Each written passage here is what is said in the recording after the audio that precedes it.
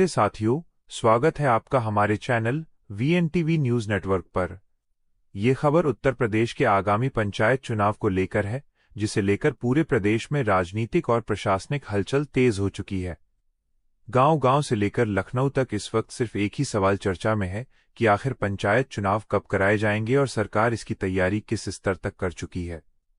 उत्तर प्रदेश में त्रिस्तरीय पंचायत व्यवस्था के तहत ग्राम पंचायत, क्षेत्र पंचायत और जिला पंचायत के चुनाव होने हैं, जो सीधे तौर पर ग्रामीण शासन व्यवस्था और गांवों के विकास की दिशा तय करते हैं।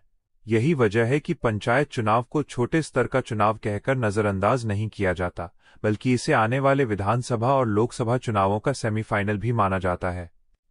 राज्य निर्वाचन आयोग और उत्तर प्रदेश सरकार की गतिविधियों को देखें तो साफ संकेत मिलते हैं कि पंचायत चुनाव 2026 में ही कराए जाएंगे। हालांकि अभी तक आधिकारिक तारीखों की घोषणा नहीं हुई है।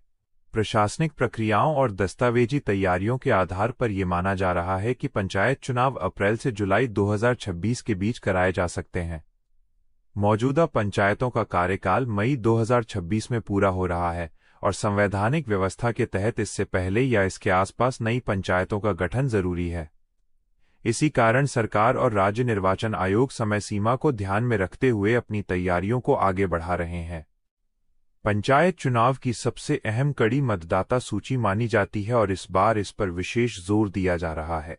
पूरे प्रदेश में मतदाता सूची का विशेष पुनरीक्षण अभियान चल रहा है, जिसे स्पेशल इंटेंसिव रिवीजन यानी SIR कहा जा रहा है।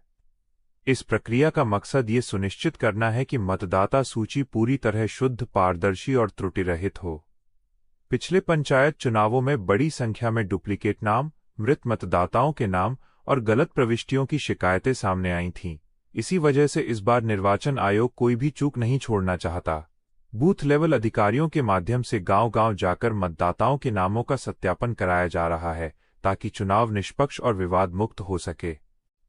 मतदाता सूची से जुड़ी प्रक्रिया के तहत पहले ड्राफ्ट वोटर लिस्ट जारी की जाएगी, जिस पर आम लोगों को अपने दावे और आपत्तियां दर्ज कराने का मौका मिलेगा। अगर किसी मतदाता का नाम गलत दर्ज है, किसी का नाम छूट गया है या किसी मृत व्यक्ति का नाम सूची में शामिल है, तो उसे ठीक कराने का अवसर दिया जाएगा। सभी दावे और आपत्तियों के निस्तारण के बाद अंतिम मतदाता सूची प्रकाशित की जाएगी, जो फरवरी 2026 तक जारी होने की संभावना है। अंतिम मतदाता सूची जारी होते ही पंचायत चुनाव की औपचारिक प्रक्रिया शुरू करने का रास्ता साफ हो जाएगा और इसके बाद कभी भी चुनाव कार्यक्रम की घोषणा की जा सकती है। पंचायत चुनाव की तैयारियां केवल मतदाता सूची तक सीमित नहीं हैं, बल्कि इसमें आरक्षण की प्रक्रिया भी बेहद अहम होती है। ग्राम प्रधान, क्षेत्र पंचायत सदस्य और जिला पंचायत सदस्य की सीटों पर अनुसूचित जाति, अनुसूचित जनजाति, पिछड़ा वर्ग और महिलाओं के लिए आरक्षण तय किया जाता है। इस बार आरक्षण को लेकर भी मंथन तेज है और कई सीटों पर आरक्षण बदलने की संभावना जताई जा रही है, जिससे मौजूदा जनप्रतिनिधियों और संभावित उम्मीदवारों की रणनीति पूरी तरह बदल सकती है। गांवों में लोग अभी से ये हिसाब लगाने लगे हैं कि इस बार उनकी सीट किस वर्ग के लिए आरक्षित होगी और किसे चुनाव लड़ने का मौका मिलेगा। इसी बीच पिछड़ा वर्ग आरक्षण को लेकर गठित आयोग और उसकी रिपोर्ट को लेकर भी चर्चाएं तेज हो गई हैं। कानून के मुताबिक पंचायत चुनाव से पहले पिछड़े वर्ग की राजनीतिक पिछड़ेपन से जुड़ी रिपोर्ट का होना जरूरी है। अगर इस प्रक्रिया में देरी होती है तो पंचायत चुनाव का कार्यक्रम प्रभावित हो सकता है। हालांकि सरकार की कोशिश यही है कि सभी औपचारिकताएं समय पर पूरी कर ली जाएं, ताकि पंचायत चुनाव तय समय सीमा के भीतर कराए जा सकें और जनता द्वारा चुने गए प्रतिनिधि ही पंचायतों की कमान संभालें। चुनाव को लेकर प्रशासनिक स्तर पर भी व्यापक तैयारियां शुरू हो चुकी हैं। जिलाधिकारियों और संबंधित अधिकारियों को निर्देश दिए गए हैं कि वे मतदान केंद्रों की स्थिति, सुरक्षा व्यवस्था और लॉजिस्टिक तैयारियों का आकलन करें।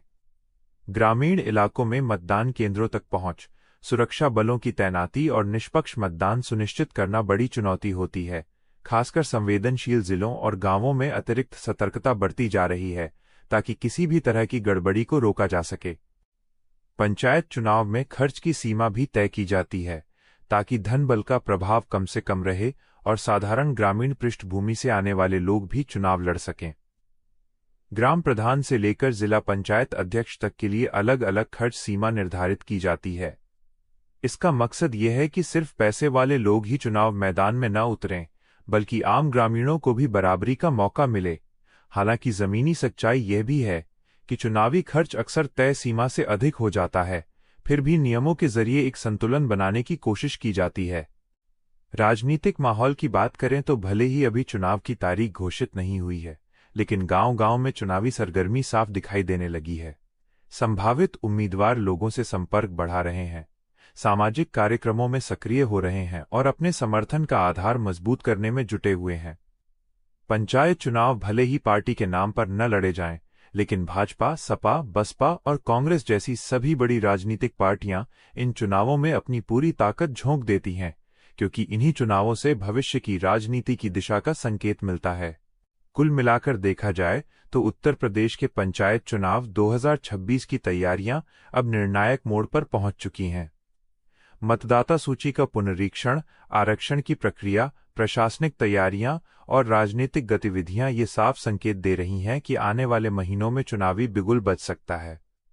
आधिकारिक तारीखों का इंतजार जरूर है, लेकिन इतना तय है कि 2026 में उत्तर प्रदेश के गांवों की सत्ता एक बार फिर जनता के हाथ में जाएगी और यह चुनाव न सिर्फ ग्रामीण शासन की दिशा तय करेगा, बल्कि आने वाले बड़े चुनावों के लिए राजनीतिक जमीन भी तैयार करेगा। अब गांव की चौपाल से लेकर प्रदेश की राजनीति तक हर जगह पंचायत चुनावों की गूंज सुनाई देने लगी है और सबकी नज़र राज्य निर्वाचन आयोग की अगली घोषणा पर टिकी हुई है। साथियों, जानकारी अगर पसंद आई हो तो वीडियो एक लाइक और अपने आगामी प्रधान जी पर शेयर जरूर करें। धन्यवाद।